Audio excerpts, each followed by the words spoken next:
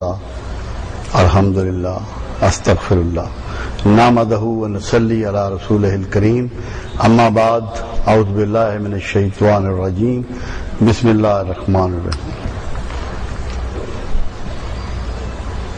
شاہ صاحب محترم نے 2 بار تمام آشوب زمانہ کا ذکر کیا، جس کو ہم بھگت رہے ہیں، جس کو جھیل رہے ہیں، جس کی اذیتیں برداشت کر رہے ہیں۔ ہماری بدقسمتی ہے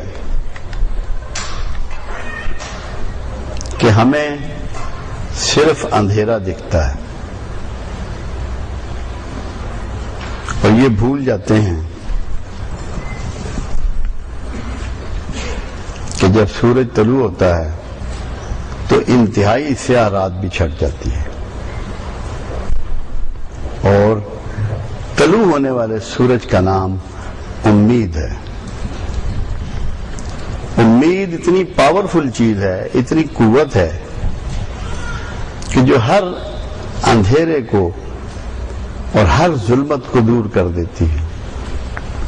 یہ بہت چھوٹی باتیں ہیں، میں اس کی مثال ایسے دے سکتا ہوں، جیسے مکڑی کا جالا اگر مکڑی نے کہیں تن رکھا ہو، بن رکھا ہو، تو آدمی سمجھتا ہے کہ اس کا توڑنا تو ممکن ہی نہیں ہے، مگر ایک چھوٹا سا کنکر مکڑی کے جالے کو توڑ دیتا ہے۔ ہمارے ہاں کی برائیاں حکمرانوں کی ہوں یا دیگر لوگوں کی ہوں، ایک کنکر کی مار ہے۔ اس سے خوف زدہ نہیں ہونا چاہیے، پریشان نہیں ہونا چاہیے، صرف ہمیں ایک بات سمجھنا ہے، اگر وہ سمجھ میں آ گئی تو یہ شاید سارے مسائل حل ہو جائیں گے۔ وہ تو ایک تو یہ پیچھے آیت مبارکہ لکھی ہے، اس سے سمجھ لینی چاہیے، تو میں کسی اور انداز میں تھوڑی سی وہ بات آپ کو گوش گزار کر دوں۔ کیا انسانی تاریخ میں ایسا ممکن ہے کہ چوروں کا سربراہ ولی اللہ ہو؟ کبھی ہوا ہے؟ ہو سکتا ہے؟ ہم لوگ کس گمان میں ہیں؟ جب ہم اپنے گریبانوں میں جھانکیں تو ہم میں سے کوئی بھی ایسا نہیں ہے جو کسی طرح کے سچ پہ گامزن ہو۔ ایک بھی ایسا نہیں ہے جس کی زندگی میں اپنے حدود سے تجاوز کرنا نہ ہو۔ ہم کیونکہ کمزور حالات کے لوگ ہیں، چھوٹے لوگ ہیں، اس لیے چھوٹی چوریاں کرتے ہیں۔ تو جب کسی کو حیثیت یا اقتدار ملتا ہے، وہ بڑا ہو جاتا ہے، وہ بڑی چوریاں کرتا ہے۔ سربراہ وہ آپ ہی کا ہوتا ہے۔ اگر آپ ولی نہیں ہیں تو سربراہ ہرگز ولی نہیں ہو سکتا، حکمران ہرگز نیک نہیں ہو سکتا۔ اگر آپ چاہتے ہیں کہ آپ کو نیک اور عادل حکمران مل جائیں، عدل کرنے والے اہلکار مل جائیں، آپ کے ادارے درست ہو جائیں، تو مومن بن جائیں۔ مومن کے لیے بہت پہلے میں نے ایک جملہ کہا تھا، جیسے ابھی شاہ صاحب محترم اشفاق صاحب کا ذکر کر رہے تھے، انہوں نے پھر اس جملے کو بہت پھیلایا اور بہت سی میڈیا پہ اور رسالوں میں اور کتابوں میں اس کا تذکرہ رہا۔ میرا ایک لیکچر تھا، نماز پڑھنے اور قائم کرنے کا فرق۔ نماز پڑھنے اور قائم کرنے کا فرق، کیونکہ پروردگار عالم نے پڑھنے کا اندیا کہیں نہیں دیا، پڑھنے کا حکم نہیں دیا، نماز کو قائم کرنے کا حکم دیا۔ تو اس کی وضاحت میں وہ سمجھانے کے لیے میں نے یہ جملہ ادا کیا تھا، اور جملہ یہ تھا کہ مسلمان وہ ہے جو اللہ کو مانتا ہے، اور مومن وہ ہے جو اللہ کی مانتا ہے۔ اور قرآن حکیم میں کہیں بھی پروردگار عالم کا وعدہ مسلمانوں سے نہیں ہے. اللہ کے سارے وعدے مومنین سے ہیں. اور اس پر میری کتاب بھی ہے، کیونکہ ایک مرتبہ جیلم میں میرے پاس ایک شخص آئے اور کہنے لگے دنیا میں سب سے زیادہ تذلیل مسلمانوں کی ہو رہی ہے، پریشان وہ ہیں، غلام وہ ہیں، جنگیں ان پہ مسلط کی جا رہی ہیں،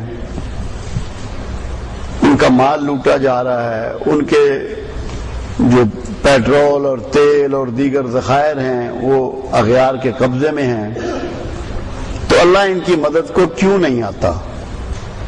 میں نے کہا دوست، اللہ کا کوئی وعدہ مسلمانوں سے نہیں ہے، اللہ کے سارے وعدے مومنین سے ہیں. تم مومن بن جاؤ، اسی دن اللہ تمہاری مدد کے لیے تیار ہوگا اور کھڑا ہوگا، اور کوئی وجہ ہی نہیں ہے کہ اللہ پھر تمہاری مدد نہ کرے، کیونکہ ہم مومن نہیں ہیں. اب آپ سوچیں، غور طلب بات ہے. پروردگار عالم تو یہ کہتا ہے کہ جس کو چاہوں حکمرانی دوں اور جس کو چاہوں معزول کروں. یہ تو قرآن میں مالک کا وعدہ ہے. تو ہم ہی ایسے کیوں ہیں جنہیں اچھے حکمران نہیں ملتے؟ ہمیں ہی برے حکمران کیوں ملتے ہیں؟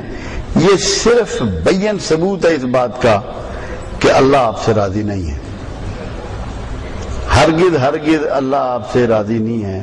اگر مالک آپ سے راضی ہو جائے تو پہلا انعام یہ کرے کہ آپ کو اچھا حکمران دے دے. اور ایک اچھا شخص پورے مکمل حالات کو بدل سکتا ہے. اسی لیے پروردگار عالم نے جب اپنے پیغمبر مابعوث کیے تو ان کی ٹیمیں نہیں بنائیں. وقت میں ایک ہی پیغمبر ہوتا تھا اور لوگوں کے رویے، ان کی سوچیں، ان کا ایمان و ایقان ہر چیز کو بدل ڈالتا تھا. آج بھی بالکل ایسا ہو سکتا ہے، کوئی مشکل نہیں ہے، مگر آپ کو اس کے لیے مسلمان سے مومن بننا پڑے گا، جیسا کہ یہ سورہ آل عمران میں پیچھے درج ہے. اور جب تک آپ مومن نہیں بنیں گے آپ کی تذلیل بڑھتی ہی چلی جائے گی، اور کوئی آپ کو نہ پناہ ملے گی نہ فلاح ملے گی. یہ غور آپ نے کرنا ہے. اللہ آپ کا ہرگز دشمن نہیں ہے، اللہ آپ کا مخالف نہیں ہے. آپ نے اللہ کے قریب ہونا ہے اس کی فرما برداری اختیار کر کے، اور جب تک آپ نہیں کریں گے تمام اغیار کو، یہود و نصارہ کو، ہنود کو گالیاں بکتے رہیں گے تو وہ نہ علاج ہے نہ مسئلے کا حل ہے. تو کچھ بھی نہیں ہونے والا، کچھ بھی نہیں ہونے والا.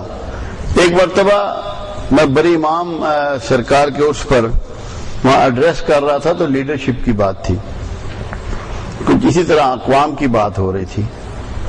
میں نے کہا 30 لاکھ آدمی کم و بیش ہر سال کعبۃ اللہ میں جمع ہوتا ہے اور وہاں دعائیں مانگتا ہے کہ اے اللہ اسرائیل کی اور امریکہ کی اور برطانیہ کی اور ہندوستان کی توپوں میں تو کیڑے ڈال دے. اللہ نے تو آپ کی یہ دعا کبھی نہیں سنی، کیونکہ یہ دعا ایک جذباتی عمل ہے. اللہ کے رسول صلی اللہ علیہ وسلم نے جو آپ کو دعا سکھائی ہے وہ اصل عمل ہے. جب میرے آقا بدر کے لیے نکلے اور جو 313 نفوس موجود تھے وہاں بدر میں کھڑا ہو کر رسول اللہ صلی اللہ علیہ وسلم نے اللہ سے کہا کہ اے اللہ جو بندوبست میرے بس میں تھا وہ میں نے کر دیا، اب اگر تو نے انہیں فتح سے ہمکنار نہ کیا تو تجھے سجدہ کرنے والا بھی کوئی نہ بچے گا. تو دعا کہاں مانگی رسول اللہ نے؟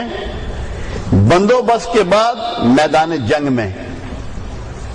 ہمارا بندوبست صفر اور دعائیں کرتے ہیں کہ اللہ ہمیں سرخ رو کر دے، اللہ ہمیں کامیاب کر دے، اللہ ہمیں دشمنوں پر ہماری ہیبت ان پہ بٹھا دے. بھول گئے ہیں بات کو. اللہ کے رسول نے